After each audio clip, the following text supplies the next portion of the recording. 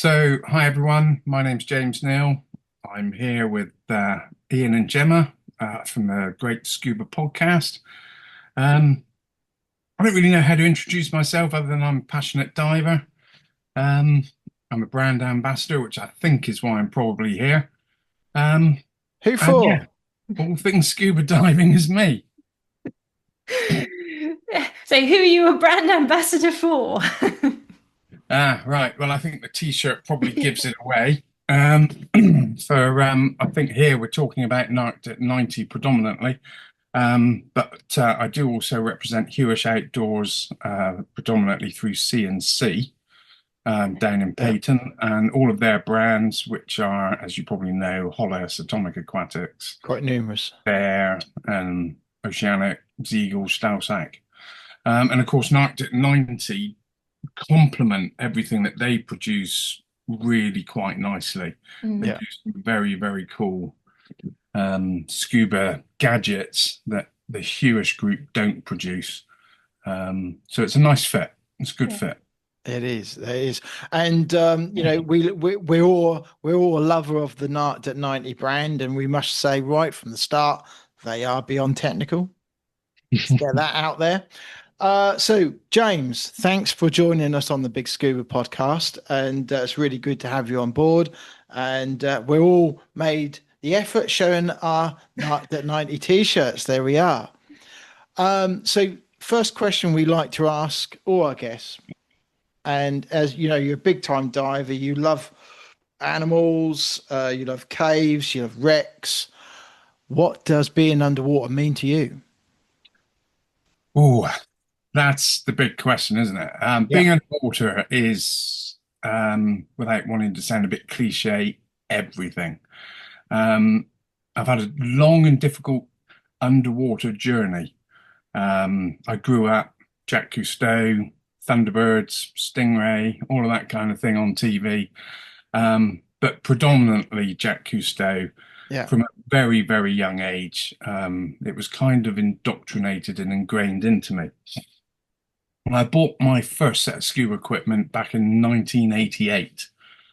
Um, and it wasn't very long after, whilst having got the kit and engaged in the training, I was then told I couldn't scuba dive because I was asthmatic. I was born asthmatic. And unfortunately, that remained the thinking for a number of years, yeah. till actually I was on my honeymoon in the Dominican Republic, and I happened to wander past the pool where there was a scuba cylinder there, and I said, I've always wanted to do that, but I'm not allowed to do that. And they said, why not? And I said, well, I'm asthmatic. And they were like, well, that doesn't stop you scuba diving. Like, since when? They were like, oh, about 6 years ago. I was Oh like, oh, dear. right, okay. Um, and ever since then, I've tried to make up for it, and that's getting on for 16 or 17 years ago now. And then, unfortunately, about 12 years ago, I had another medical event that tried to keep me out of the water, and that was a subarachnoid hemorrhage. I had a grade 4 bleed on the brain that kept me out of the water for a year. The brain surgeons, not knowing any different, said, "You'll never dive again." I said, "You might as well put me down now then." And then it's thanks to the efforts of Dr. Ollie Firth in predominantly his educating the brain surgeons, um, that how, diving and pressure doesn't affect the vascular system. Um, it was through his educating them that I was ultimately back in the water within Yeah. 12 months. Oh, And that was getting on for 12 years ago now. that's awesome. Uh, yeah. Yeah.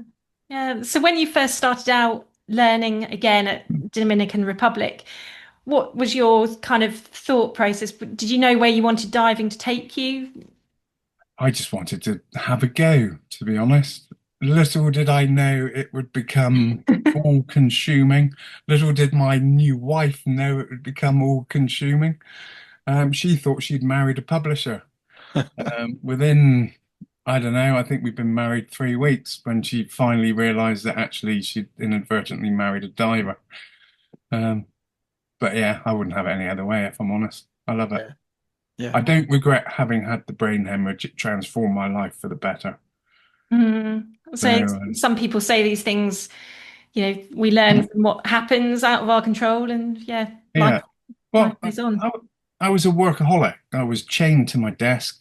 I would do deals, print deals at NDAC in between dives. And don't get me wrong, I used to love doing it. It was fun, and life was it was a party. It was about making money. It was about buying flash cars and, living life. But you realize after something like that kind of medical event that there's more to life than work, work, work. Yeah. And I looked at my life differently.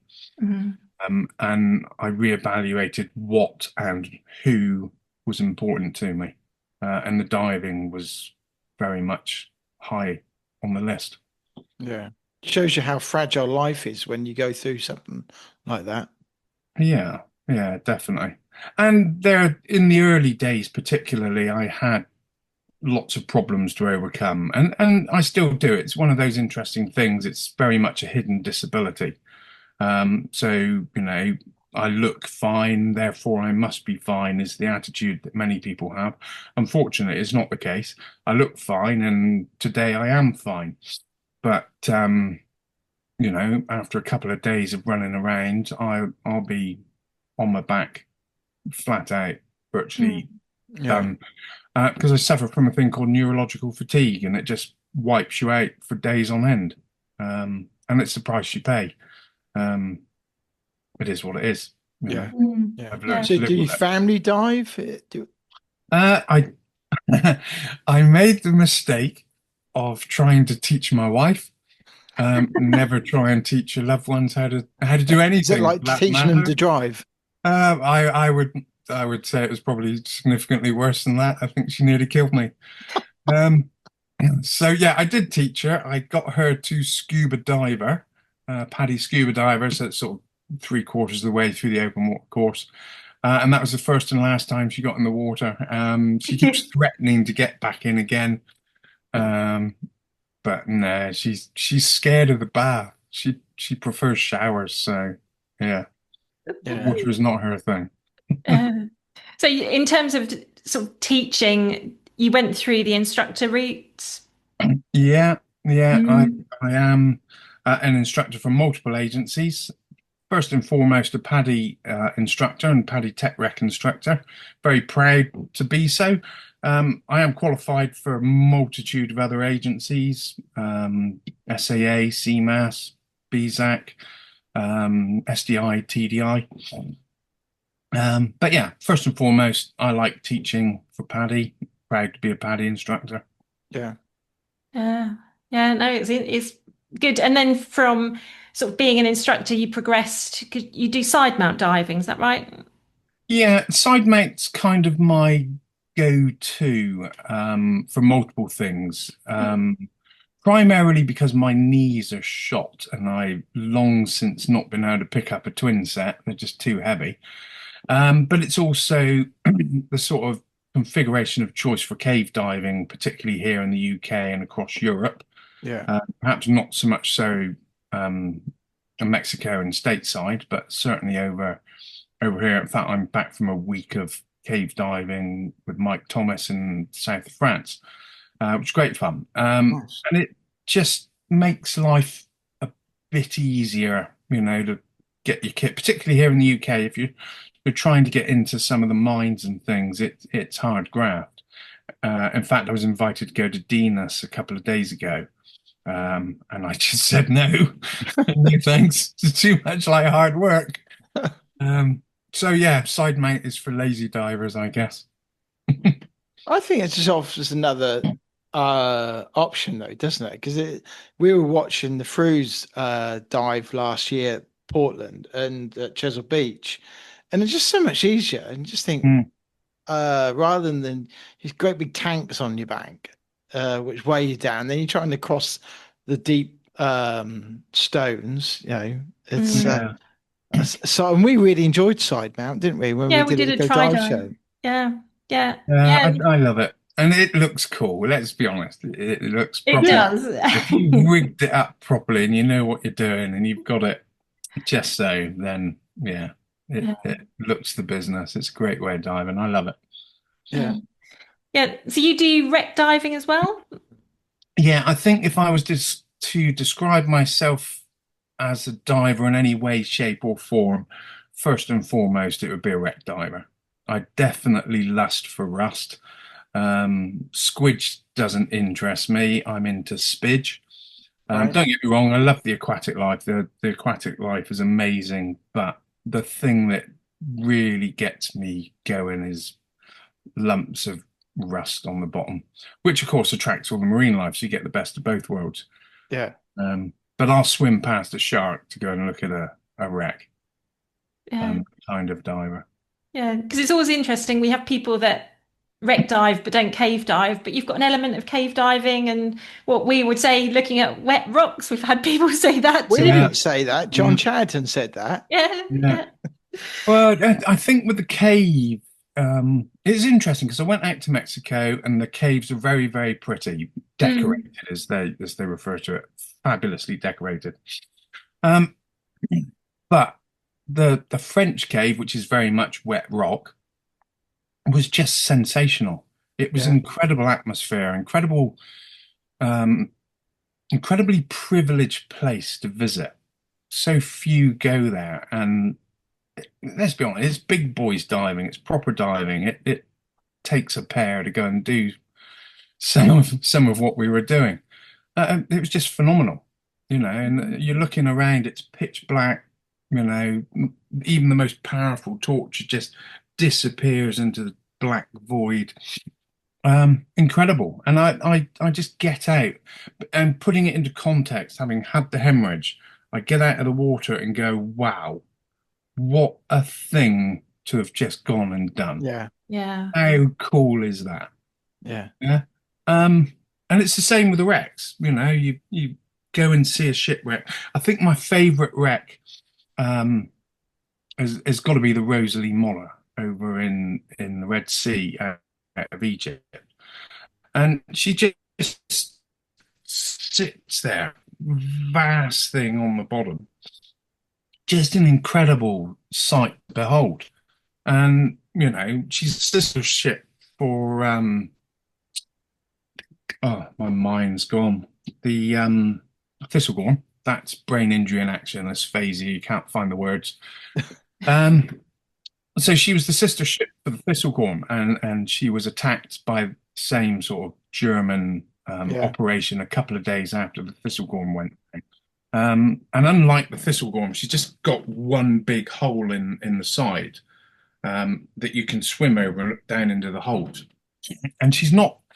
I refer to the Thistlegorm as diver soup because you typically land on this wreck and all you can see are scuba divers and not the wreck. Whereas the Rosalie, you can usually have it pretty much to yourself. It's your group and that's it. In fact, to be fair, I have dived the Thistlegorm and had that completely to myself from a liveaboard, which was a fabulous experience. Yeah. But there's something about the Rosalie that is she's just wow. She's that little bit deeper. And yeah, just a cool wreck. What, still within recreational bounds or tech diving? Just about. If you're heading, she sits in about 52. Okay. So the decks are around the 35, 30, 33, 35 meter mark. And then you can obviously drop down props in around about 52. And then you can come off the bow and you can get an epic shot, because that's probably my second biggest passion is the photography. Yeah. So the wreck diving, then the photography, then probably the cave diving in that order. Yeah. Well, it's great to record what you're seeing and bringing it back to the surface. Yeah, it's cool. Very cool. And yeah, don't go and buy a GoPro because that's where it all starts. No, I had a GoPro and looking at the footage that I'd get from dives, and it's like, I had a few friends, Marcus Blatchford. There's a running joke, hashtag Marcus made me, because pretty much every expensive toy I've bought is his fault. So things like scooters, cameras, rebreathers, sat on the floor next to me, they're all his fault. And it was looking at photographs that people like Marcus had taken, and Simon Brown and Jason Brown, to name a few of the very well-known underwater photographers. Yeah, I want to be able to do that. And here I am. I don't know how many years I've been taking photos underwater now. It must be a decade or more. And I'm still thinking to myself, I wish I could take photos like them. And I suppose that's the good thing about social media, because it gives us this outlet to put these things on without boring all your family and go, oh, here's another wreck, here's another shark, here's another bit of cave and stuff like that. And they don't always get the same excitement as what you have when you saw it there in the flesh.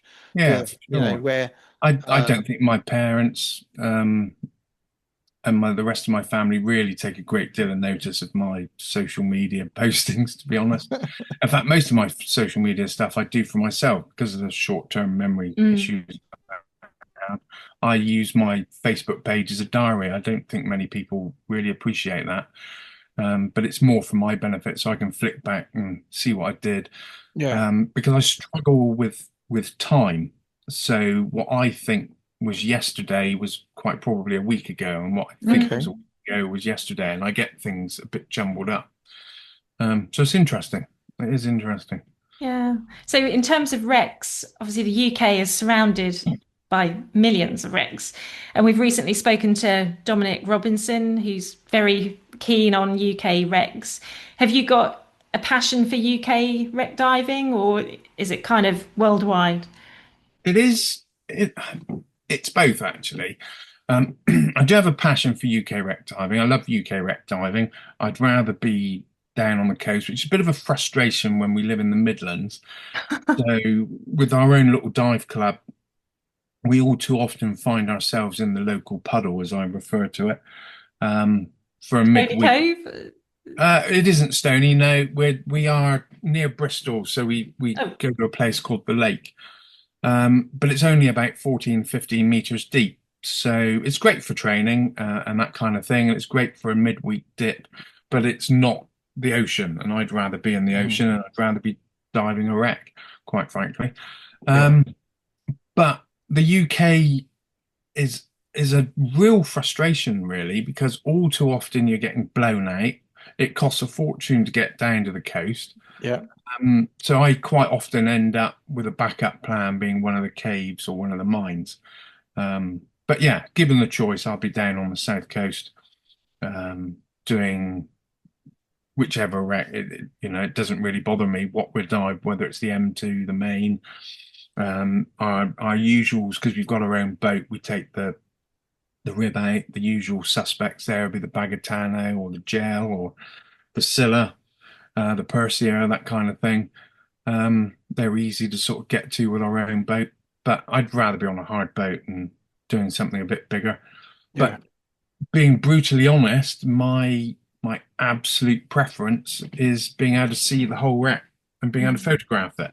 So with UK conditions is when it's good in the UK, it's off the scale, sensational. But you've probably got to go a half a dozen times to get the really, really good, viz and the really, really great dives. And you can have fabulous conditions underwater, and then the wind picks up, you get blown out, and it drives me nuts, and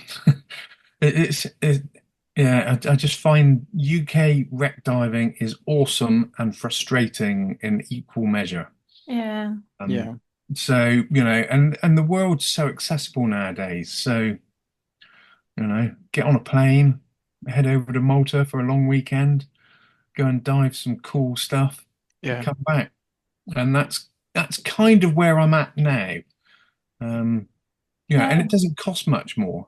So, I'm leaning more and more towards doing that type of diving more and more.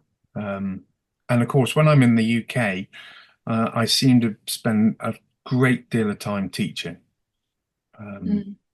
So when I do go diving, I actually quite like getting away from all the students and go and do my thing. So I was out in Mauritius about 4 weeks ago, and we did some epic diving out there. We were down around the sort of mid 40s, mid 50s, doing some absolutely incredible stuff. Yeah. You can just see the whole wreck, out in front of you. Blue water, 26 degrees. Nice. Awesome stuff. Absolutely awesome stuff. But I like the roughy tufty dry suit cold water, especially in the winter. Back in the UK, November, December, January, February, for me is the best diving. All the students are like, no, forget that. And I can go off and get in the water for some great viz, weather permitting, and have a whale of a time. Yeah. Are you talking about inland lakes? Or are you talking about out to sea? Offshore, preferably. Anything offshore. Yeah. This episode is brought to you by Narked at 90, the cutting-edge pioneers in the world of diving equipment. Meet the founders, John Routley and Brent Hudson, who have logged thousands of mixed gas dives over the past 3 decades. About 20 years ago, these experienced technical divers combined their passion for diving and engineering skills to create Narked at 90.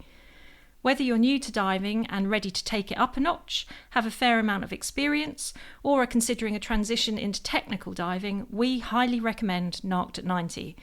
They're ready to advise on the best equipment and setup for your personal and commercial needs. Narked at 90 also has extensive hands-on experience with shearwater and ratio dive computers, being the longest-serving UK service centre for these brands. They're ready to offer technical support, servicing, repairs and upgrades for all shearwater and ratio computers past and present. In addition to shearwater and ratio, Narked at 90 stocks and supports many other brands such as DiveSoft, JJCCR, Hollis, Revo and Kiss rebreathers. The diving community is always enthusiastic about Narked at 90 and it's easy to see why. Here are just a few reasons.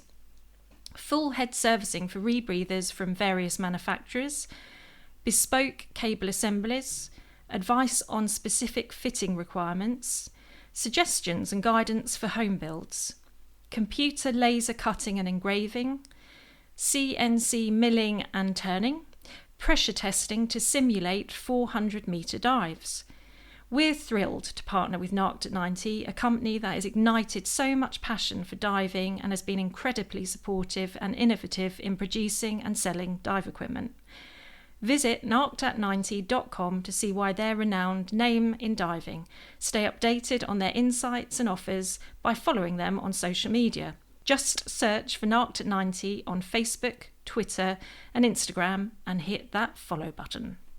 Yeah, and have you got do you like the exploration of trying to find, a wreck, doing the research? I like doing a bit of the history afterwards. I've tried a bit of wreck hunting, unsuccessfully. And it's a lot harder than I think a lot of people give the hard boat skippers credit for. We put a new GPS sonar thing on our boat. And we had what we believed were the coordinates for, I forget which wreck it was. And we were driving round and round and round in circles, eventually feeling more and more green as we were rocking about on the surface and finding next to nothing. It turned out that the coordinates we had weren't quite correct. We were only 50 meters from the wreck, but the wreck must have been 120 meters long, and we still didn't find it. Wow. So, now hands up, that might be me being hopeless, but it does give you an appreciation for just how difficult it is to find something even in 30 meters of water. So, all credit to the skippers that make it look so easy, because it isn't. Well, a lot of these charts are all out of date as well, aren't they? Yeah.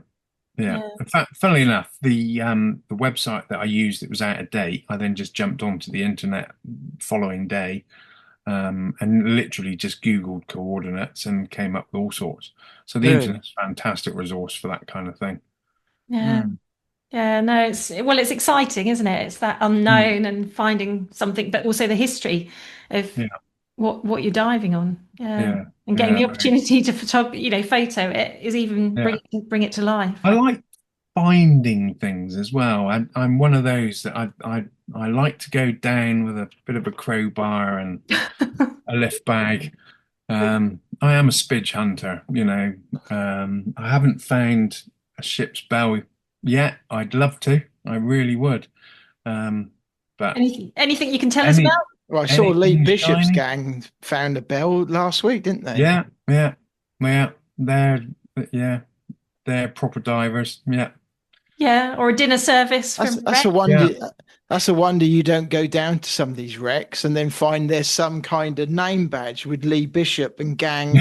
We were here first. Yeah, well, that's half the problem, isn't it? Lee's been there first. He wouldn't mind us saying that, I'm Bless him. sure. No, no, not at all. Not at all. He's a good lad. In fact, he's been here, stood in this very room with me not so long ago. Top Yeah. top diver. Yeah. Yeah. No, well, it's good because all you guys, you bring it to life and show, the youngsters what is possible. Yeah, yeah. The grey's giving it away, isn't it? Yeah, Yeah. yeah, it's an awesome thing to do. I don't, if I was 18 again now and starting out, and for anyone else that's out there that's 18 and starting out and thinking about it, I absolutely envy you because you've got the world's your oyster now. It's like, okay, us oldies have been there and done a lot of it, and pinched a lot of the stuff off the wrecks. But I'm just looking behind you to world's see what your we can oyster. see. Oh, it's all down in front. Yeah, out of sight, out of mind. So, what is the future of diving then? You've done just about everything. You've seen a lot, and you're involved in several of the trading agencies. So, when you look at BZAC, I'm just going to pick up their figures. When you look at the BZAC figures over the course of the years, their figures are going down like all the other agencies. So what's going to be the savior of diving in the UK going forwards? How do we get more people in and not just come in and then disappear, but how do we get them to come in and stay and carry on diving? Yeah, Who are going to be the next people that follow you and the Lee Bishops of this world? I really don't know. That's a really difficult question. I think half the problem is the cost. Everything has gotten so expensive. Even the fuel to drive down to the coast now is getting silly. Unless you've really got the passion for it, it becomes the price point becomes an issue. I think the clubs are going to be the savior of the industry more so than commercial dive centers, perhaps. Yeah. We run a paddy club rather than a commercial dive center. But How does that operate differently to a dive center? we effectively don't charge for the courses. They pay their membership, they pay the basic overhead that the materials cost, and that's it. In the same way that any other club would operate. Exactly the same, but we issue a PADI certification rather than a BZAC or an SAA or a CMAS type certification. So do instructors and dive masters get paid? No. So they do it on a voluntary basis. Yeah. So it's a bit like the BZAC system works that we've spoken. Exactly. Yeah. It's exactly the same, but it's got a PADI badge on it rather than a BZAC badge. But we're a multi-agency club, so if someone came in and wanted, I don't know, an SAA club diver or two-star diver or whatever they call it now, we would run that course for them. We've got BZAC instructors within the club. I'm a BZAC instructor. If somebody wanted to do specifically a BZAC course, then we could do that. you know. It's the retention, isn't it, of students that's the tricky thing, because Yeah. people come in the system, then they disappear, and sometimes they're just let go.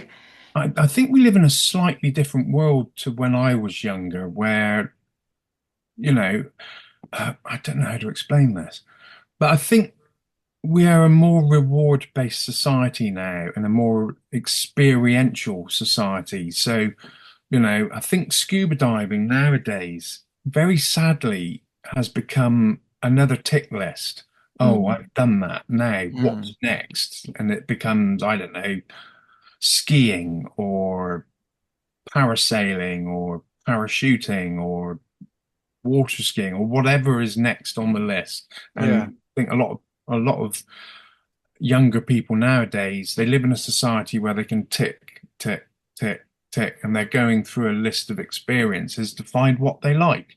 And Mm. that's a good thing because you get to experience a wide range of, you know, what do I really like? But the trouble is, there's so much out there, it then reduces the number that perhaps stick at scuba. Yeah. I think you've Yeah. really got to have a passion for scuba diving to you know to stop at that point. And once scuba diving's got you, it's got you for life, as far as I'm concerned. Yeah. Um, Mm. so we find it in the club and other clubs I've been a member of over the years. You get people, they come in, they learn to scuba dive, they drop out of the sport, yeah, go on and do the next thing. But equally, you get those that come in, learn to scuba dive, really get the passion and the bug for it, and that's it. You know, they're divers for life. And Yeah. we're very lucky. We've got members in our gang, our tribe, whatever you want to call it, that are entire family units of Wow. 5 of them at a time. Mum and dad have learnt to scuba dive because one of the boys learnt to scuba dive, then the younger brother learns, and the older sister learns. The whole family then joins the club, and that's just magic when Mm. you get that. That's superb, and we've got a few families in our little gang, so to speak, that are family units, and it's great. And I long may that continue. The more of that can happen in the industry, the better. Yeah. Good for the industry, good for scuba diving, good for ocean advocacy. It's Mm. win-win all round. But Yeah.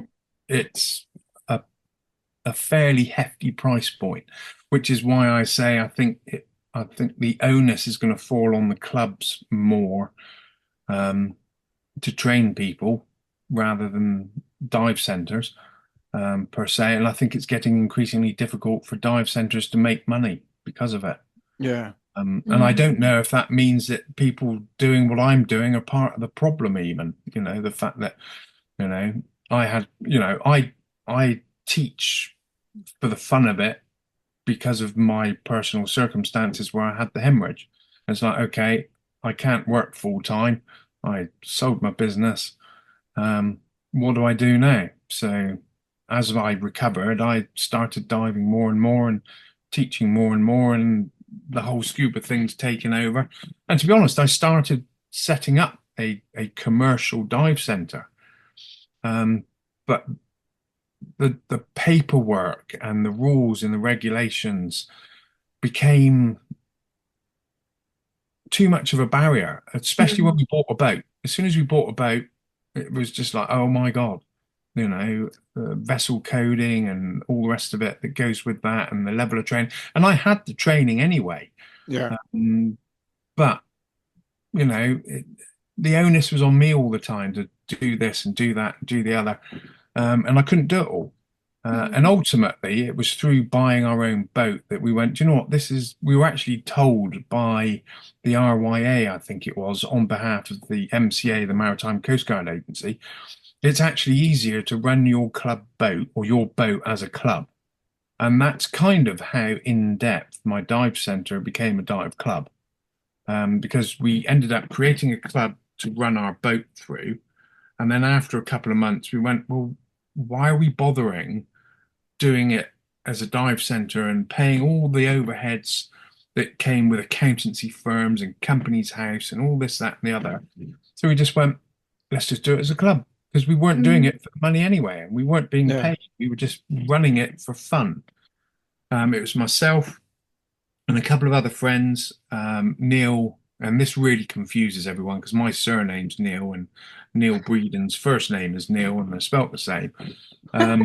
Neil is unfortunately a wheelchair user. He had a stroke. Diving is his passion. It's his thing as well. And he wanted to be a part of the dive center, the dive club.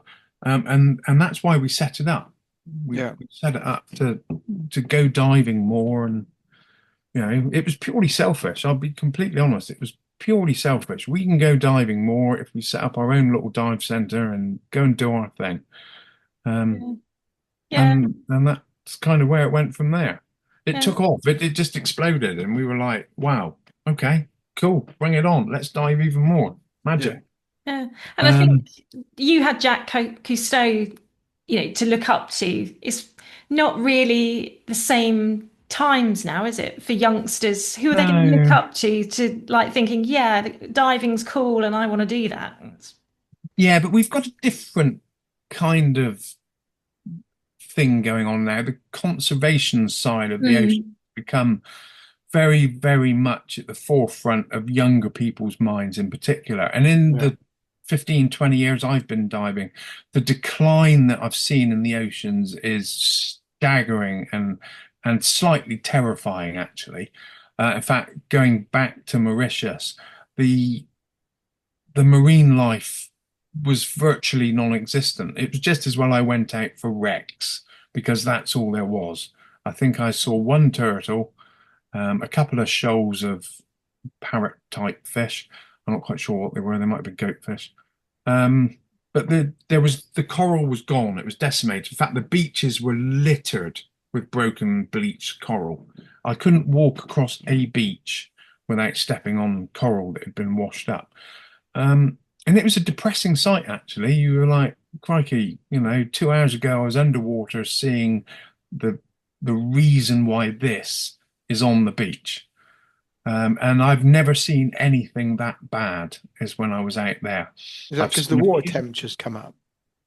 I don't know the cause of it. I think the whole thing is obviously directly connected to global warming and water temperatures and so on and so forth.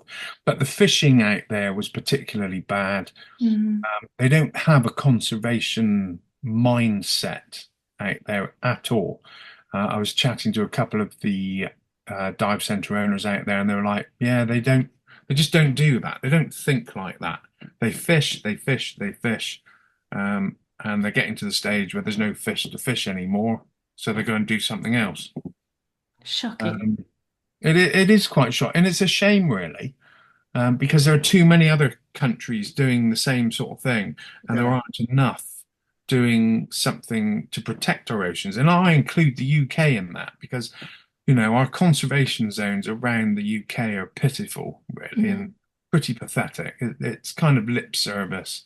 And I don't want to get into politics, because I'll get on the soapbox, and I think I'm old enough to know not to talk about it. No, but we're an island, though, aren't we, as well? Yeah, we should be more. There should be, and I'm not going to open the whole fishing argument with. Let's just not go there. But we need much more in the way of conservation on a worldwide scale. And I think that is potentially where the youngsters today are starting to become interested, and where they may start to come into the sport more and more. And I think we see that on the TV. The likes of Steve Backshall does some amazing stuff. Last night I was watching our beloved Sir David Attenborough on the Great Barrier Reef. Yeah. Who's been diving for 60 years. I was like, wow, fair play. Now there's someone you can admire. And I think these people open the door. Steve Backshall does some phenomenal stuff. Andy Torbett, Monty Hawes. They're all doing some great stuff. And I think that will hopefully bring a few of the youngsters into the sport as well. But I think, dare I say it, people like myself and other divers around the UK, maybe we need to be doing more. Maybe we need to be shouting about it and trying to, get people into the sport. I don't know, I used to do a lot of powerboat racing back before I was diving, and that was another sport that was very difficult to attract people into because it's a very difficult sport to spectate. Bit like submarine racing, really. It's not exactly the most gripping sport. They're out there, aren't they? So you know, although scuba does have the benefit of once you're underwater and you've got a camera and you're filming it and showing people it, it's, you know, if anyone is affected the way I was affected, then it's just like, wow, that's amazing. Mm. I think a lot of people are like, oh, I couldn't do that. And it kind of terrifies them a little bit. But you should just go and have a go. Go and do a try dive in a swimming pool and I have think a it's, go. I think in Yeah. this country, it's always been like for people who don't dive, they just hear through various sources that it's always dark and murky. That's always been the question of I've always had off other people who don't dive. They go, "Oh, isn't it always dark? Isn't it dark here in the UK?" And it's not. You know. No, not at all. So, The UK's got some of the best diving in the world. mm, Like, granted, it can be darker, it can it be a can bit be, yeah, gloomy at times, you know, as it can anywhere. But, you know, some of the best dives I've done have been here in UK waters. Sensational visibility, yeah, absolutely off the scale, amazing. Yeah. Without a doubt, and you know, you've got to bear in mind we're an island nation that's gone through 2 world wars. We've got more shipwrecks off the south coast than pretty much anywhere else in the yeah, world, you know, and there's so much there that it hasn't even been discovered yet, yeah. Yeah. you Yeah. know. I wish I had a deeper wallet and a bigger boat. So what's your kind of depth limit that you go Oh, to right, okay. for discovery of all these wrecks? That's a difficult question to answer without it coming over the wrong way, and I don't want it to come over the wrong way. Here in the UK, I tend to keep it to around the sort of 40, 50 meter mark, predominantly because of visibility. And mid-channel, you're hitting the bottom of the seabed at 55 meters anyway. Yeah. I tend to do my deeper stuff overseas because, like I say, I like to be able to see what I'm doing, see where I'm going. And I just prefer, I like to take my camera. Yeah. So you'll find me around the 60, 70 meters, routinely in the warmer blue waters.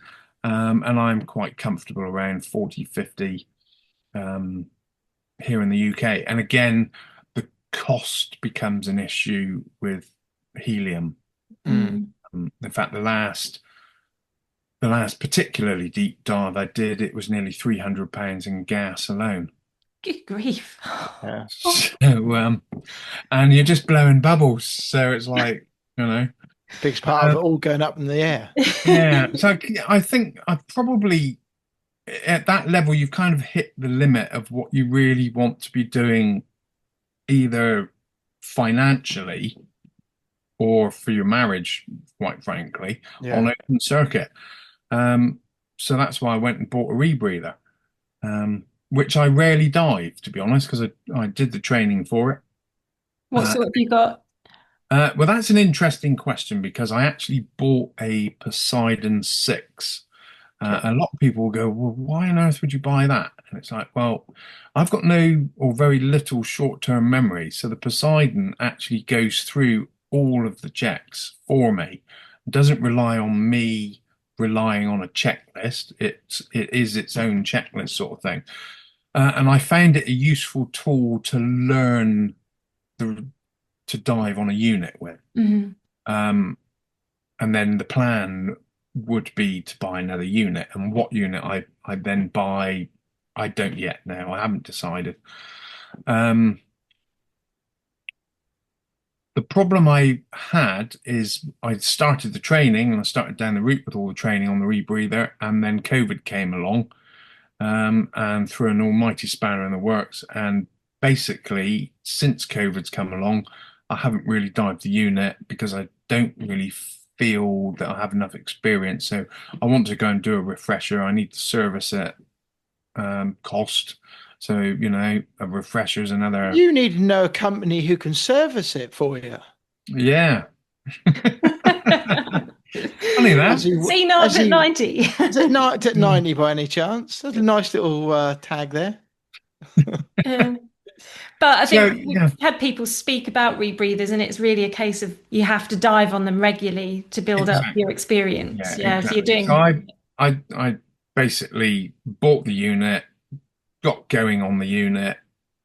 COVID shut everything down, and I haven't had the time to sit down and the chap that there were two guys that were involved actually in training me on this unit, and one stopped diving during COVID, and the other one moved abroad. And then NDAC closed as well. So, you know, it just became awkward, expensive, and just not enough time. So at the moment it's sat there, and at some point I will get around to sorting it out and getting back on it and diving it again. But I'm not particularly in any rush. People sort of say, "Oh, well, why not?" And it's like, well, it's not that it's not my thing. I'm just not that bothered. I'm more interested in my camera, and I've just upgraded my camera. What have you got? So the very, very brutal, honest truth of why my rebreather sat there is because I bought a new camera, and I quite like my wife. And if I sort of said, you know, I want a new camera and a new housing for my camera and new strobes, and I want to get my rebreather serviced and do another course on the rebreather, I think she'd just So what camera have you got? What have you gone for? So I've recently bought a Canon EOS 1DX Mark II. Nice. So for the camera nerds out there, that's, you know, the High top of spec the range of the still mirrored, you know, cameras. I was toying with going down the mirrorless route. But to be honest, the housing that came available for this, because that's the way I bought it, the housing came available. It's such a good deal.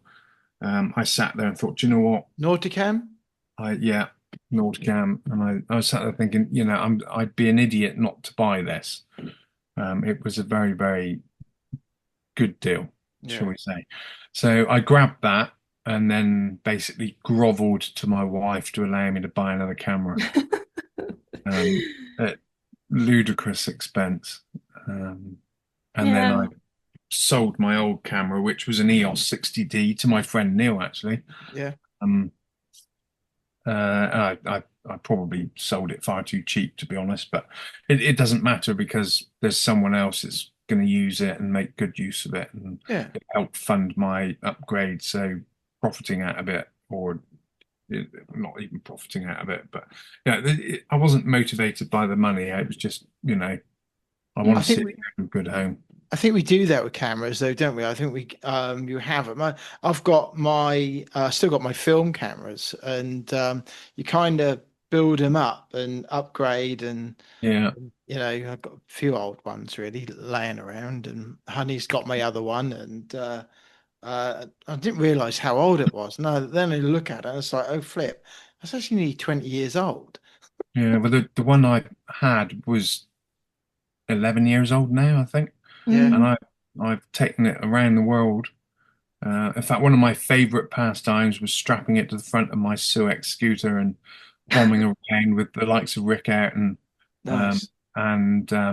Marcus Blatchford. The three of us used to go off and just have a race, behave like children, really. You know, and you know, Rick's a little bit older than me, not much. Marcus is a little bit younger, but we were all behaving like teenagers, delinquent teenagers. It's great.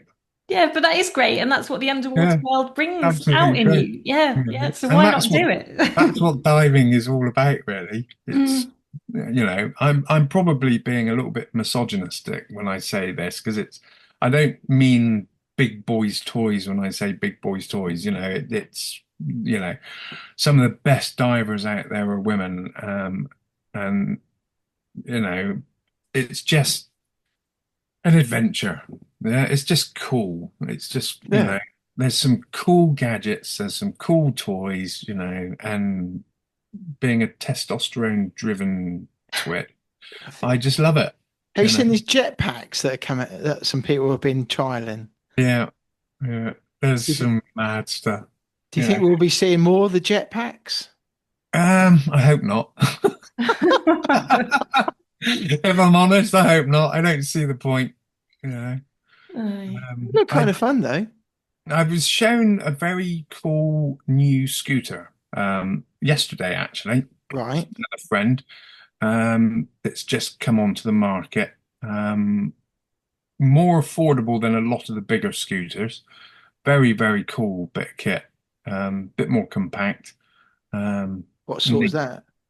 Um, The Reef, I think it was called. Okay. It's not one I'd heard of before. But yeah, neat looking bit of kit that I think a lot of dive centers and clubs could probably invest in more affordably than your typical 2, 3, 4,000 pound Mm. DPP type scooter. They're significantly more upmarket to the likes of the Sea-Doo things, but it's certainly something that I think might get youngsters playing around in a pool and, you know, get them more interested in that type of Yeah. diving, perhaps. I don't know. Yeah. That's the thing about having fun underwater and making people Yeah. want to come back for more. Yeah, absolutely. Yeah, I think my DPV was probably one of the best gadgets, toys I ever bought. It's just magic fun, absolutely magic fun. I remember I was with Marcus Blatchford once. We jumped off the side of Seeker from In Deep down in Plymouth, and we were on hand deeps, and he just went straight down. And I went straight down after him, and then we're just doing loops around this atoll at whatever depth we were at. I don't remember, mid-40s, I think it was. It was just children playing. Great. Sounds Great. awesome. And I didn't look at anything other than, I was just zooming around at depth on the scooter, having a blast, and came out, surface, grinning from ear to ear. And it's one that I will never ever forget. And if there was a nudie prank there, I wouldn't have a clue. No. Or Didn't see it. unknown wreck just off to your left. Yeah, didn't see that either. I was just too busy full chat. How fast will this thing go? Great fun. Give it the I went beans. into I jumped into Endac once, and I think I did 9 laps around Endac. No way. Oh, Yeah. God. And we figured it out. It was something like 4.5 miles in total. It was a ridiculous distance. But we wanted to see how long it would take for the battery to go flat. How many circuits could we do? And the battery typically went flat about as far away from the pontoon as you could. That's right. So yeah, it was. Yeah, you could swim. Limped back as much as I could, and then I think I had to tow it the last half of the length of the quarry. But it was a bit What fun. happens to them when they lose their battery? Do they keep the buoyancy okay? Yeah, well, you have a sea weight that you put in if you're going into the sea, and then if you're obviously in fresh water, you take that out, and they're set to be perfectly neutrally buoyant. Until you do something stupid like strap your DSLR camera on the front of it, and then you mess with the buoyancy completely. But to be fair, when it's scootering, when it's going, it's all right. But when the camera's on there and you stop scootering, the nose drops down or goes up, depending on whether the camera is positive. That's one of my next things. That is I will learn how to use one of them. Not done one yet. They're fairly straightforward, but it's advisable to do a course because you can get yourself into a whole world of well, not trouble, but you can get yourself in a pickle with them. Yeah, I bet. Yeah. And is the limiting factor how quick you can equalize? Not really. I think there's some common sense things because you've got this thing strapped to you. The proper scooters, they're strapped to your scooter ring down at your crotch sort of thing, and that's where it pulls you from. But what you've got to do, obviously, is not scooter up the shot line because otherwise you're going to give yourself, a decompression injury. If you have problems equalizing, then you certainly wouldn't want to be scootering down like a delinquent. But the main thing is that if something goes wrong and you can't turn it off, I've never had that happen, and I don't know anyone that has had it happen.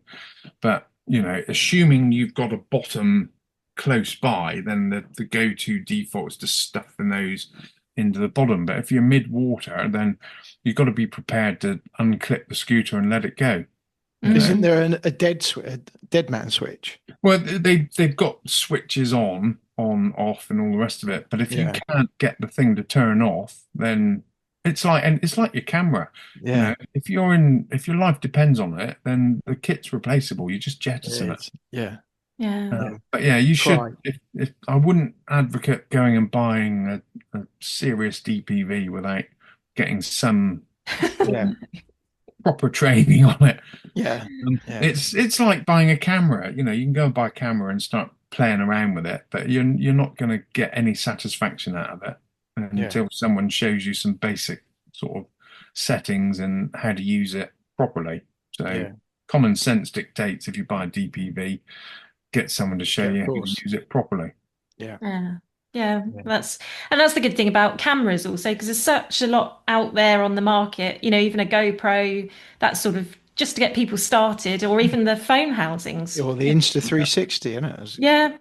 No, those Insta360 things, they're very cool. If that doesn't get the younger generation wanting to get in the water and go and experience what's going on, what an amazing gadget they are. That's on my shopping list.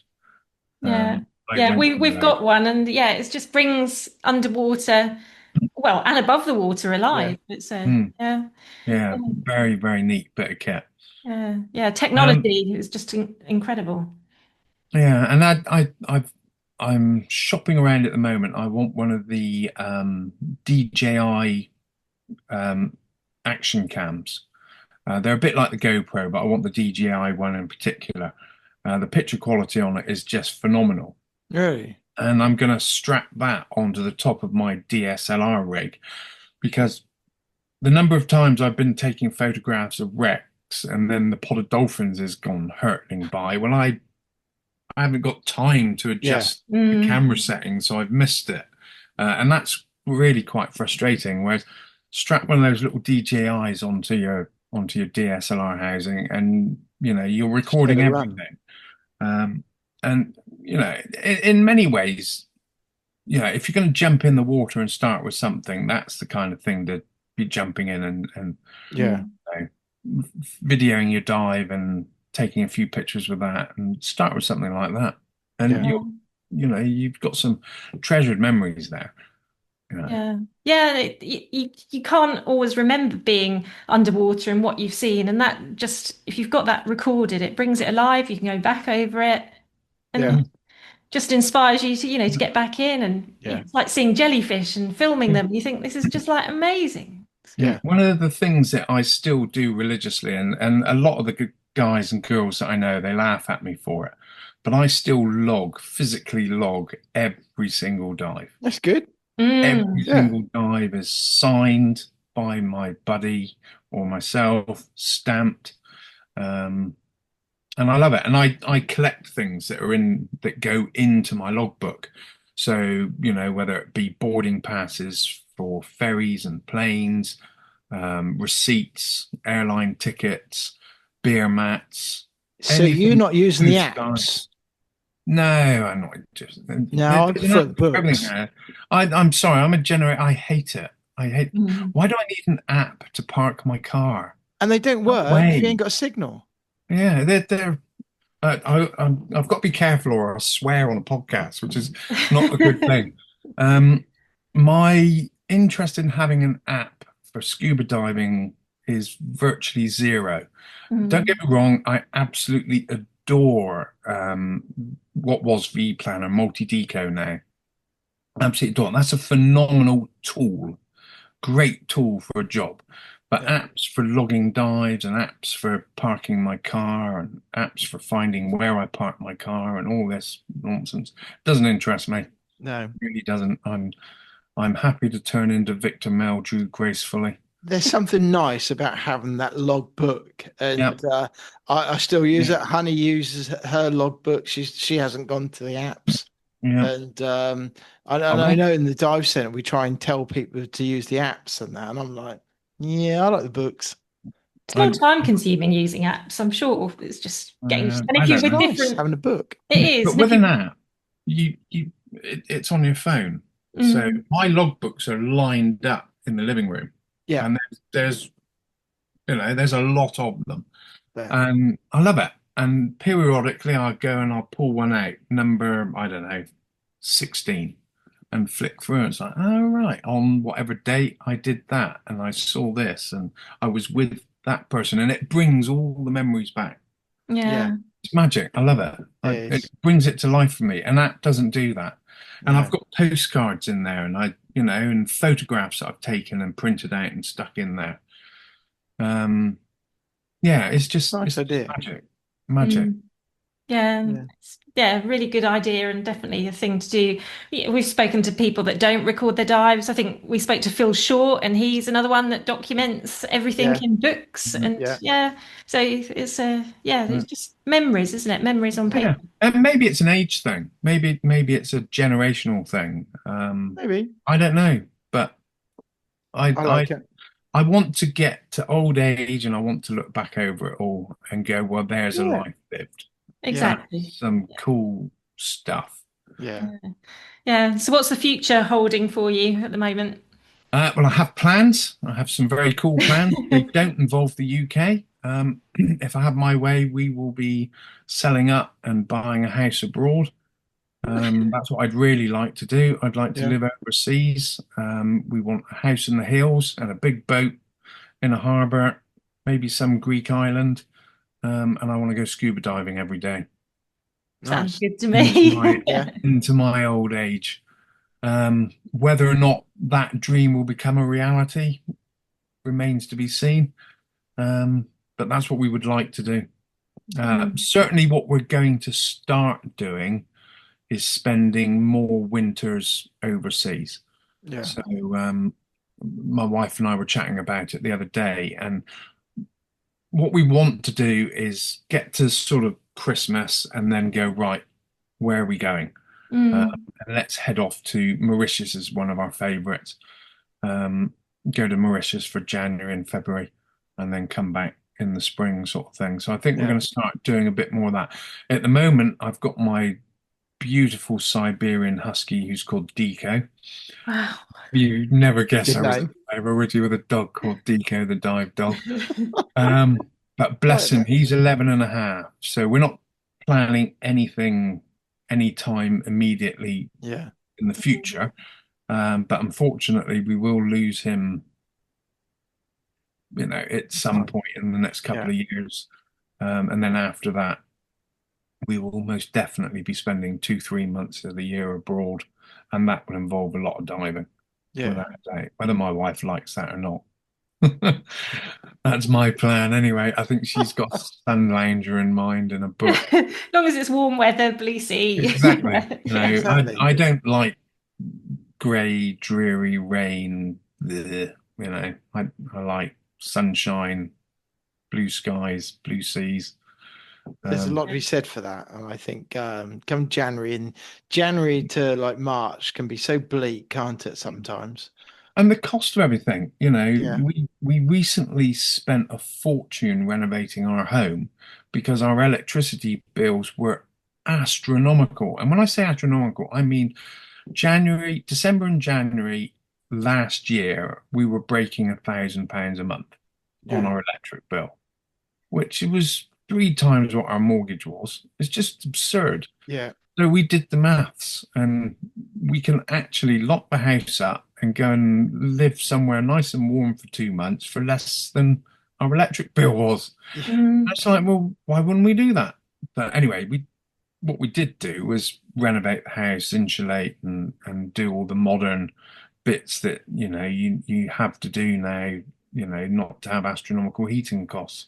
So we've got solar panels and done all that jazz, air source heat pumps, properly insulated, and it's made a phenomenal difference. The house is lovely and warm, but I still want to go and sit in the sunshine instead of freezing my extremities off. So that's the future, I think. Cool. Sounds good. So Right. we've got these Narked. questions. Yes. So Questions. Oh my days. the very first question is, do you like pineapple on your pizza? Good God, no, that's just wrong.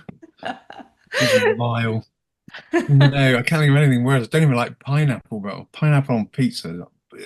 I think that's John wanted to know that, wasn't it? Yeah, I think John's a fan Really? of pineapple on his pizza, and it's a question they ask any of their Yeah, new I like John, and employees. I've known John a lot, a good few years now. We share a love of a couple of things, including Star Wars. But pineapple, no, that's just wrong. So very good. Very good. You doing the next one? Okay. In 2013, oh God, I'm never going to be able to pronounce that. You suffered a subarachnoid, Subarachnoid hemorrhage. subarachnoid, thank you, hemorrhage. One of the Narked owners suffered a hemorrhage, cerebral confusion from a head injury. What advice would you have for people who must come back from injuries like these? Ooh, now, what advice coming back from injuries like these? I've got to be careful how I answer this because they are very much hidden disabilities. Mm. And the one thing that I discovered the hard way after I'd had my hemorrhage is you really find out who your friends are, and they're not who you think. And people can be quite unpleasant, shall we say. So for anyone recovering from any kind of hidden disability, not just a brain injury, my advice would be to take your time and pick your friends carefully. Yeah, it's going to be a bumpy road, and there are some unpleasant people out there. So it's probably best if I don't say too much more about that. But yeah, Can I you'll just find ask, out who your do friends you are. mean that people believe that you shouldn't be diving? Is that what you mean? Oh, I've had that. I've had several people, including people that I thought were friends and business partners, say behind my back, "Oh, I don't think he should be diving." Of course, in their capacity as a diving instructor, they know more than most brain surgeons or specialist diving doctors. Um, But I yeah, would, am I right in thinking that you'd have to be signed back on to be able to yeah, dive? yeah. I Okay, had so to. Well, I had to surrender my driving license first, mm, and then in order to get signed off fit to dive, the first thing I had to demonstrate was that I'd gone for a DVLA medical and yeah, been declared fit to drive a car. Mm. So once that was ascertained that I was safe to go back on the road, only then would the doctors entertain allowing me to get back in the water. And they, of course, went and did their research and their homework to make sure they understood. And as I said earlier in the podcast, I went and spoke to Dr. Ollie Firth at the then London Diving Chamber, who spoke to my surgeons and my GP. He also went and spoke to specialist surgeons. I forget the name of the hospital he was at in London, but he went and spoke to colleagues there so that he understood the procedure that I had. He then educated my surgeons as to what was and wasn't involved. And the general consensus of opinion was that they would agree that I could go back to diving recreationally for the first 12 months. Mm. What they basically did was basically say, right, here you go, here's a fit to dive, go and dive, but we don't want you taking any students in for the first 12 months. We want to make sure that everything's good yeah, and safe and so on and so forth. So I went away, and for the first 12 months, I racked up around about 250 dives, and they were all around the mid 40s, mid wow. 50-meter mark. And I remember Ollie Firth laughing when I went back a year later, and he said, "Well, we won't depth limit you then, because it doesn't seem to be a lot of point." And it was at that point that I did my first HSE medical. So I'd had a fit to dive medical, and then did my first HSE medical, and then went back every year for however many years it was. And I've had several HSE medicals since. So yeah, anyone that has the opinion that, well, you shouldn't be diving after you've had a brain injury probably wants to, first of all, go and Do their research. do the research, yeah, and become a doctor if you Keep their think. mouth shut. Yeah. Well, I try not to say that, but yeah, mind your own bloody business. I'm Yeah. guessing that there isn't a huge amount of science out there, because I dare say it's a rare thing what you went through, and then it's an even rarer thing that's happened to somebody who does your type of diving as Yeah, well. I So think it's made it even rarer. I think I became a bit of a guinea pig for it. And interestingly enough, I've subsequently referred multiple people because I I do a lot of talks both at the various dive shows, but also for a charity called Headway, and also for another organisation which is the Gloucestershire Brain Injury Unit. And I do these talks, and both as a consequence of those, I've had several divers that have had acquired brain injuries or traumatic brain injuries. The difference between the two is one's something like an aneurysm, that's an acquired brain injury. A traumatic brain injury is something like a car accident. So you've either got this and it happens, or you've had an accident. But either or, the outcome is effectively the same. And I've had several people that have then spoken to me and said, how do we get back in the water? Because the diving is a route to recovery. It's therapy. It's immensely powerful. And it's good for the soul, you know. Sadly, I've lost friends through various head injuries, brain injuries, and one dear friend who had a subarachnoid hemorrhage then spoke to me. We got him back diving, and then sadly he had a second hemorrhage a couple of, I don't know, I want to say a couple of years ago. It was probably only about a year ago. Mark, bless him. It's tough to live with things like that, but I know what's going on in my head, and by that I mean, you know, I had an undiagnosed aneurysm rupture, and they believe that 1 in 100, or is it 1 in 500? I'm not sure. I'm not sure the numbers, but one in however many has got what I've got, but they don't know it. Whereas I've had my head scanned umpteen times. I know what's in between my ears, and there's more in between my ears than many people give me credit for. But I know there aren't any aneurysms there. Yeah. So not everyone can say that. Question. I've got a question for you. Now, well, first off, we should say we're sorry to hear that one, you lost friends, and two, people haven't been supportive over the past like they should have been. And but the question I've got is coming from a place where I don't have medical understanding and things. But the question I've got is, I'm presuming that if you go through something like this, and I'm going to talk generically, not about you per se, because there's probably going to be knocking on personal details. That if you go through something like this, are you then on long-term drugs to then protect for health wise? And I'm presuming those drugs and then are not tested at depth, because isn't it right that some drugs, whether it's paracetamol, whether it's ibuprofen, whatever, the deeper you go, it gets concentrated at depth.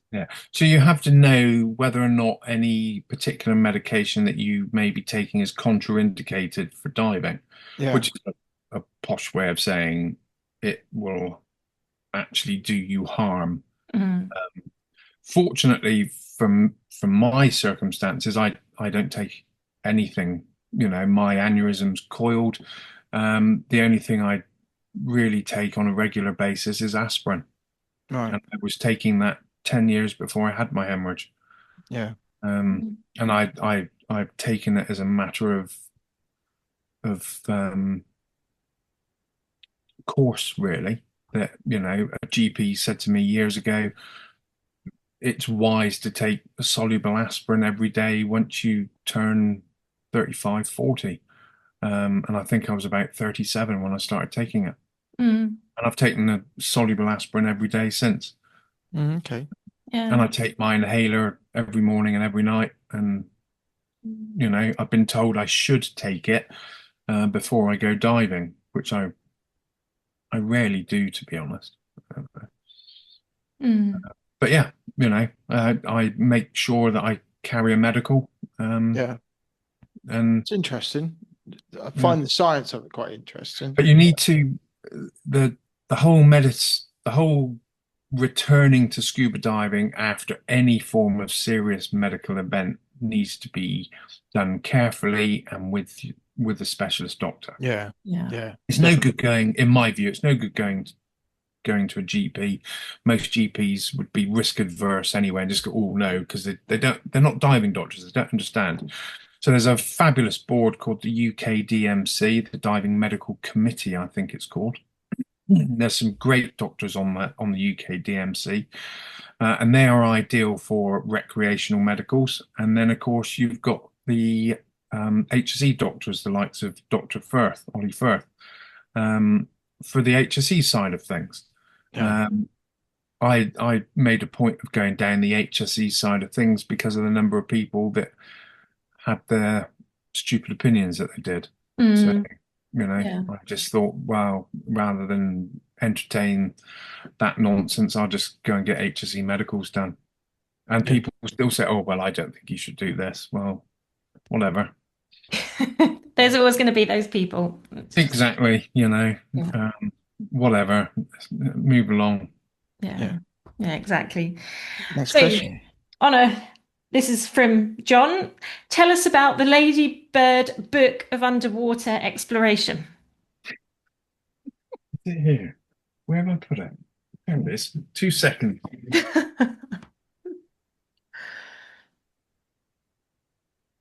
All right, there it Book of is. Underwater Exploration. Fabulous book. This is my childhood. That looks like something from primary school, doesn't it? It's just Unfortunately, shipwrecks don't look like that. no. No. Or they don't nowadays. This is where the obsession probably Wow. started. This is a book very dear to my heart. Wow. Yeah. And I'd forgotten about this, and then a copy appeared. It popped up on something. I can't remember what. And I was just like, oh, no way, I remember that. And I can't help myself. You might be able to see in the background here. I'm in what's affectionately known as the dive den. And it's technically classed as a library because there are over 750 dive-related books. They're either scuba diving, dive travel, shipwrecks, exploration, cave diving, underwater photography. It's all dive-relating books, of which this is one of them. What is that guy wearing on the front cover? The guy who's in like a white outfit. Well, What sort of system is that? That's proper James Bond from Dr. Yeah. No. That's With a spear gun, eh? Yeah. that's the original. I can't remember what they call it, but the original aqualung, where the first stage is behind the head. Yeah. There's one of them in here somewhere. What year was that published? What was that? Early 70s? No. To look for a copy. Yeah. This one's first published in 1967. Wow. 2 years before I was born. To get on eBay and Yeah, you'll probably find it on eBay for about 20 pence or something. Yeah, that's a great question. Well done, John. That's It's a great book. And now I'm going to buy him a copy. Question 3. He's put, you sure you don't want a speedboat? Yeah, now, John probably doesn't know this. Back in the 80s, when I was told that, oh, you shouldn't scuba dive because of the asthma, I bought my first powerboat. And that started an obsession that lasted many, many years. At one point, I owned 5 powerboats. My go-to boat was called On the Fly.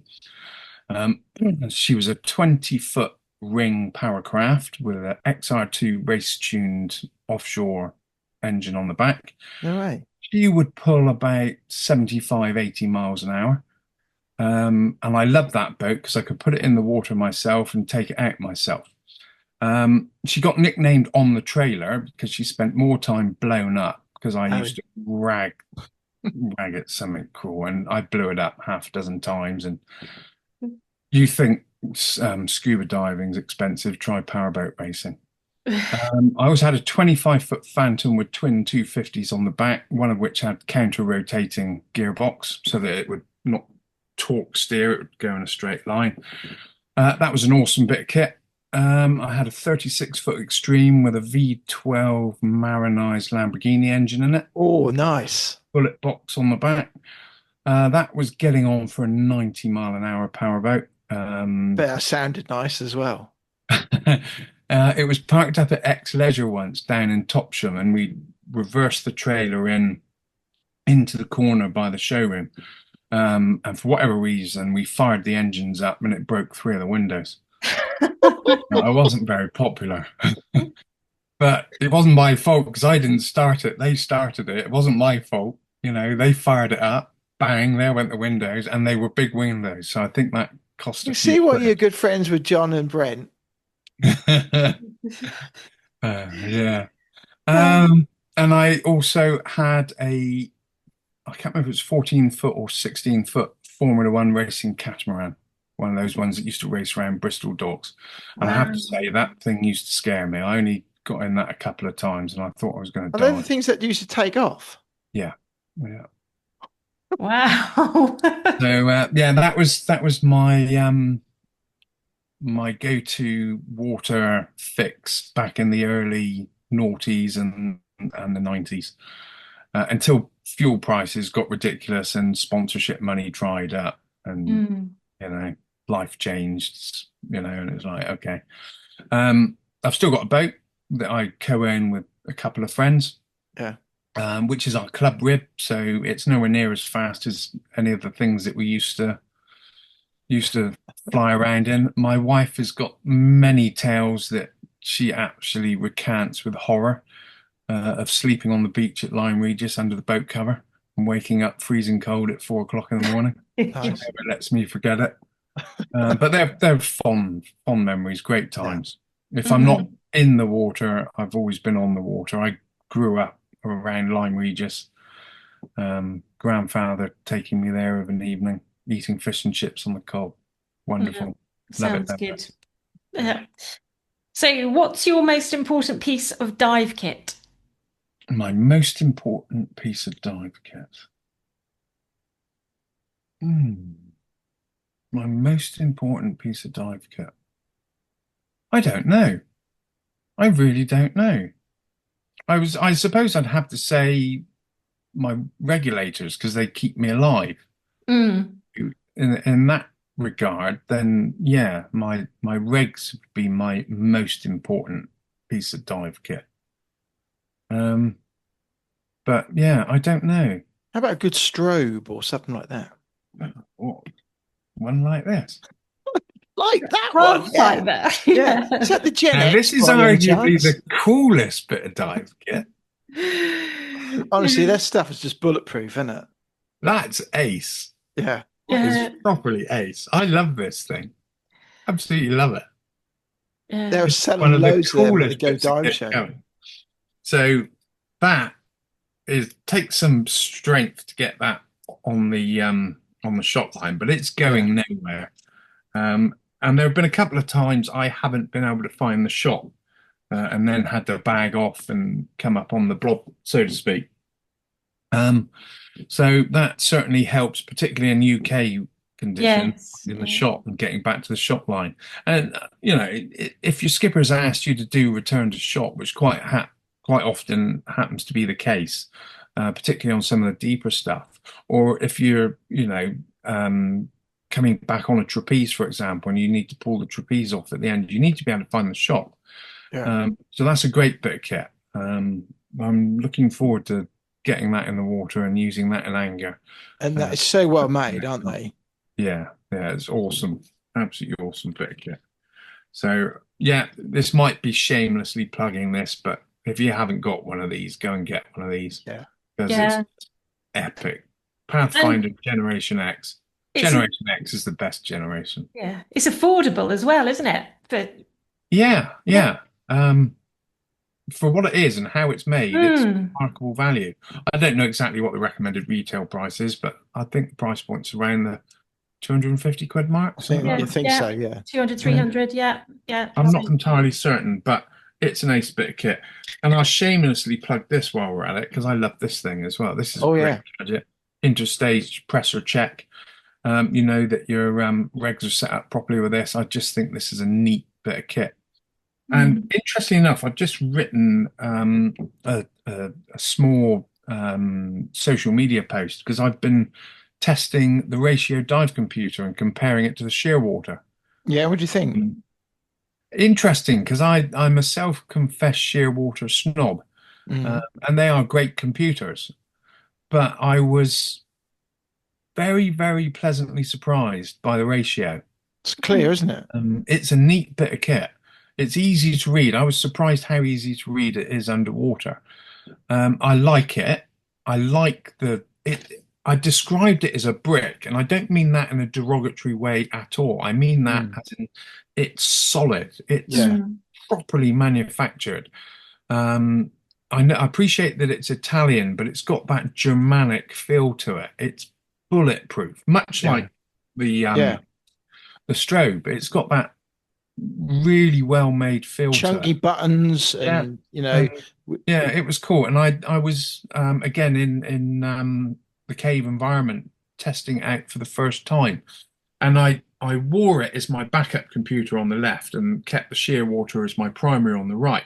And I found myself referring to it more than the shearwater, which again, you know, I openly admit my own bigotry Mm.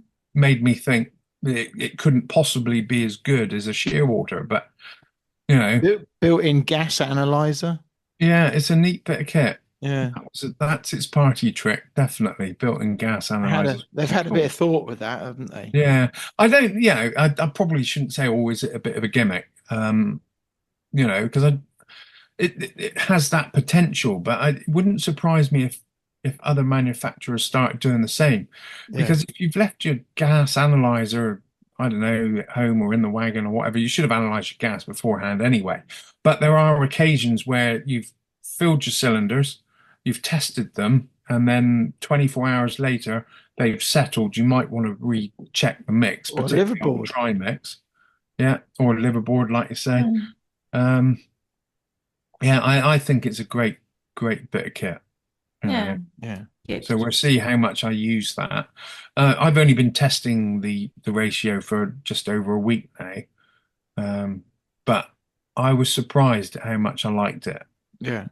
It wasn't a case of I didn't want to like it. I just assumed that it wouldn't be better. I certainly didn't think it would compete, you know, but yeah, I think it's a banging bit of kit.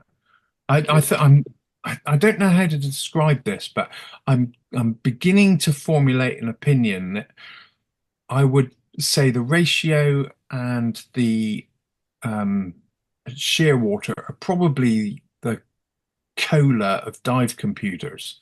One's your Pepsi and one's your Coke. Mm. Yeah. And which do you prefer? And that's the vibe I'm starting to get in my use of it. And the problem is I actually really do quite like both of them, but I'm Yeah. not sure which I prefer yet. I like both. Yeah. There are certain things that I like with the ratio. There are certain things that I like with the shearwater, but the ratio is definitely growing on me more and more. So it'd be interesting to see what Yeah. my view is in 6 months. It could be completely different. Okay. Yeah, I'm pleasantly surprised by it. It's a neat bit of kit. Yeah. Mm. Good. Last question. Why not at 90? Why Narked at 90? Yeah. Ooh, why Narked at 90? What, from a brand ambassador point of view? It doesn't Or say, but it just just says why why not not at 90? I suppose why does somebody need to go to night at 90? Why do they Mm. need them on their speed dial?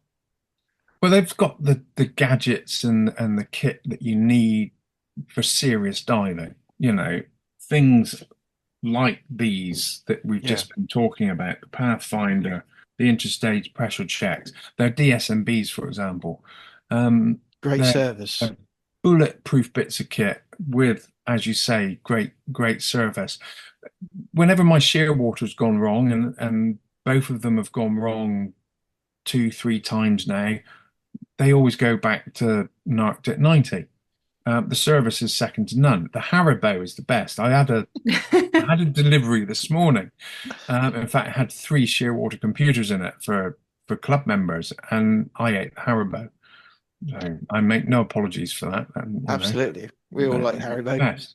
From a brand ambassador point of view, it was an exceptional fit. It fits very well with the other brands that I represent.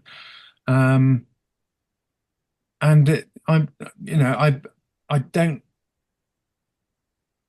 not interested in representing anything unless it's good quality. Yeah. So, and there are lots of divers out there that are done more than I have and been deeper and done more impressive things. I find myself in the role that I do by chance more than anything. So I try and do that well, and it's easy to do what I do well when you represent quality. Yeah.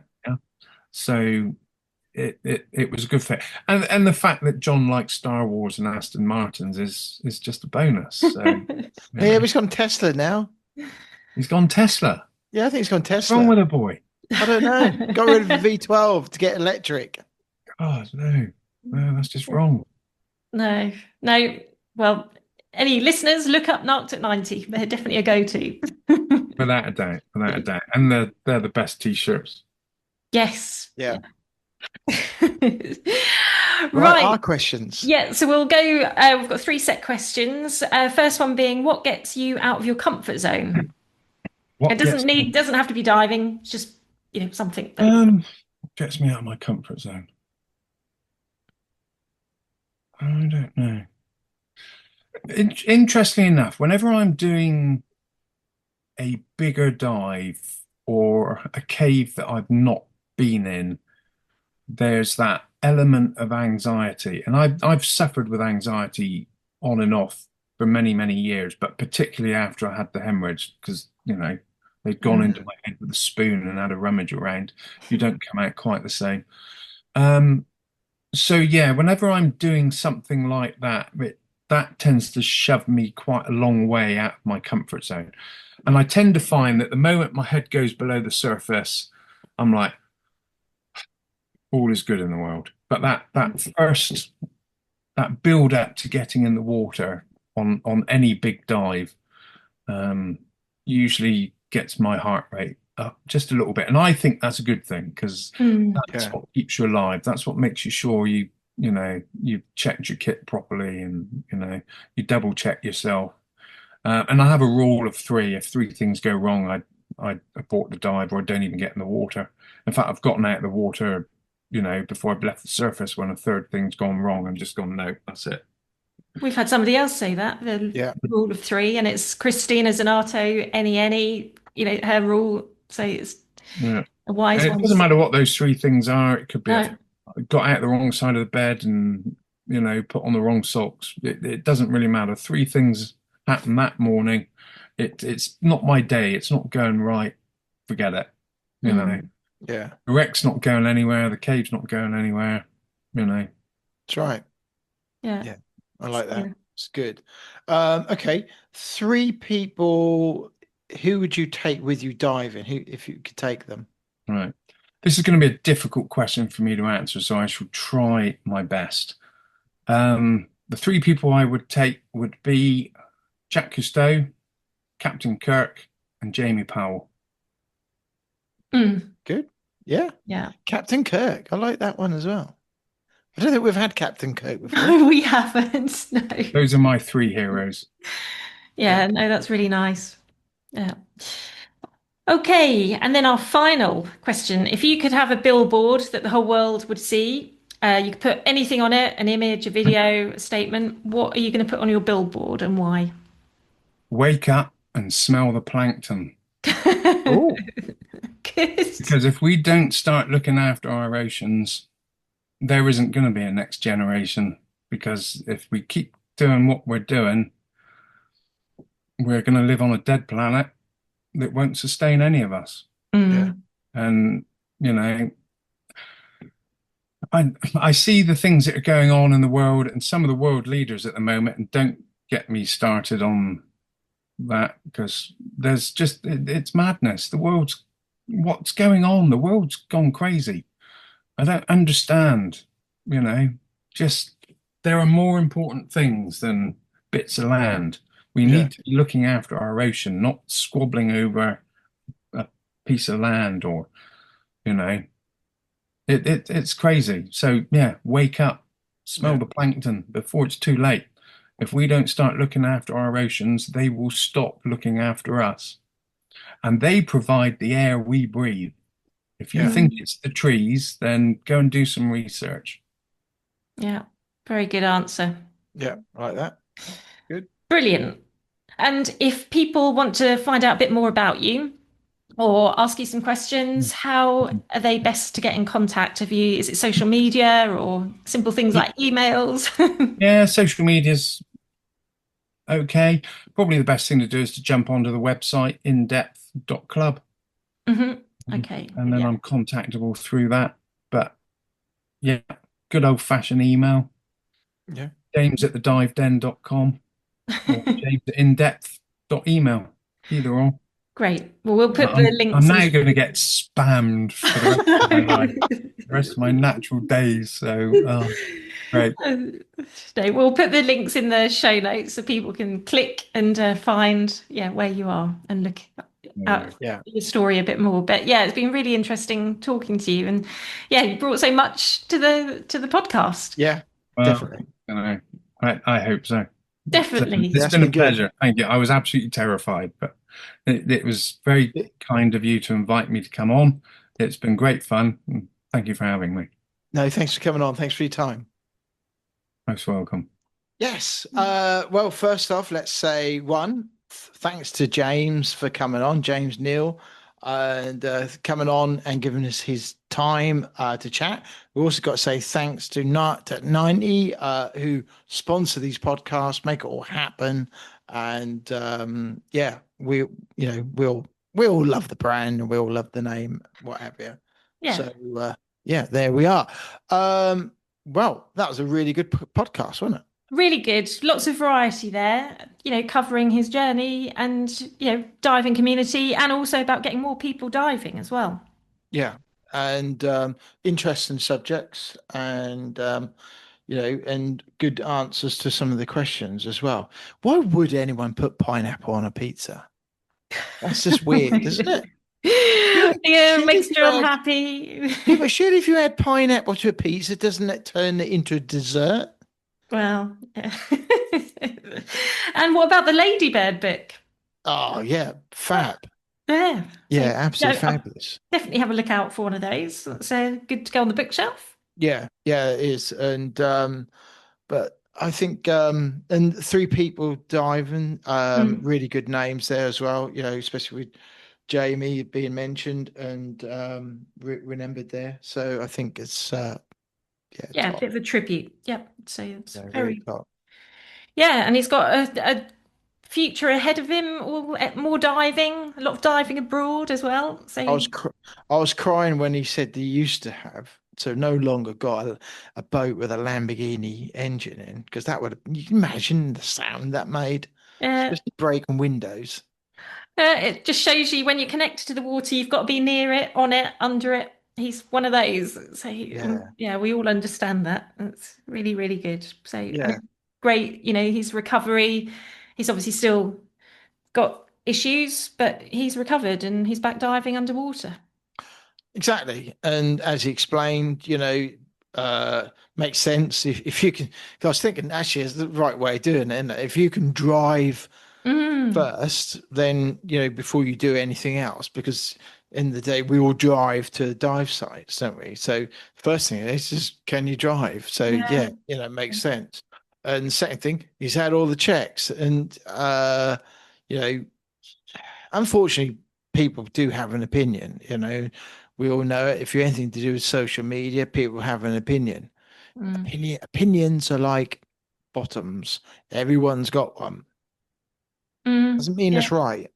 No, and I know everybody's got to vocalize their opinions, but not at somebody else's detriment, which Right. is, been his case. And it's probably been a life lesson in people. What's the saying? If you can't be nice, say nothing at all. Yeah, yeah, exactly. So, but there are lots of people out there that can't keep their mouths shut. There are. So anyway, great. We hope you enjoyed it. If you've got any questions, let us know. There's links in the show notes about how to contact James. If you've got, hey, maybe you've got an opinion, share it with the class. Let's hear it. Let's have it. Maybe you're one of the weird people that like pizza, pineapple on your pizzas too. So let us know. That'd be really cool. Yeah, let us know. It's always good to hear from everybody. Yeah, we'll always answer back, and give you our opinion. I always got an answer.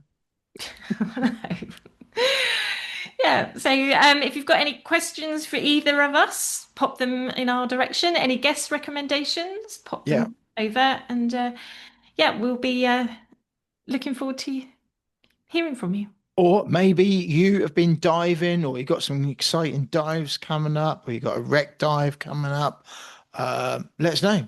Share it again. Share it with the class. That's how we spread and build the community, by sharing it with everybody else. Cost nothing. Send us an email. Yeah, exactly. Let us know.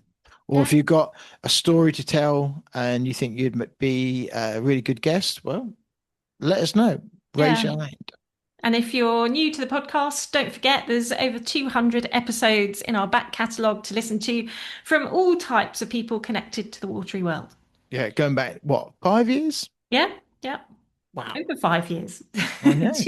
We're getting the habit of this. Episode 207. So there we go. Yeah, so have a peruse and see who takes your fancy to have a listen to. There's a plethora. So let's get that word out there. There's a plethora of subjects. There is, yeah. Let's know. So we're just going to say that we'll be in the water soon as well, aren't we? We're hopefully we've got Farnes trip coming up. We've got Lundy coming up. We've got various other trips as well. I think we might even be in the water this weekend with a bit of luck as well. So. Yeah. So yeah, if you see the flag flying, come and say hello, and don't forget to come and pick up your free gift. Can't see it. There it is. Yeah, and leave your name. There'll be a board there to write your name down and what dive club you're from, and we'll give you a shout out on the next episode. We certainly will. We will. Yeah. Don't forget to look up Narked at 90. Don't forget to look at our website. We've given it a little bit of a tweak over the last few days. Give that a look if you haven't looked it up. There's lots of offers and things like that. If you're looking at buying anything from Narked, or if you're looking at buying stuff from McConks, or who else? Happy Bottles, water holes, sunglasses made from ocean plastic. Yeah, Happy Bottles to keep you hydrated at the dive site. And you can go to our website to download the latest episode as well. It's all free. Yeah. Free. Yeah. There's no charge. And we've got a YouTube channel as well. All we ask is that one, if you're going on the YouTube, please subscribe and comment and like and all that business. And if you listen to us on the podcast, leave us a 5-star review, because if you do that, it just helps your dive buddy find us, and it spreads the word.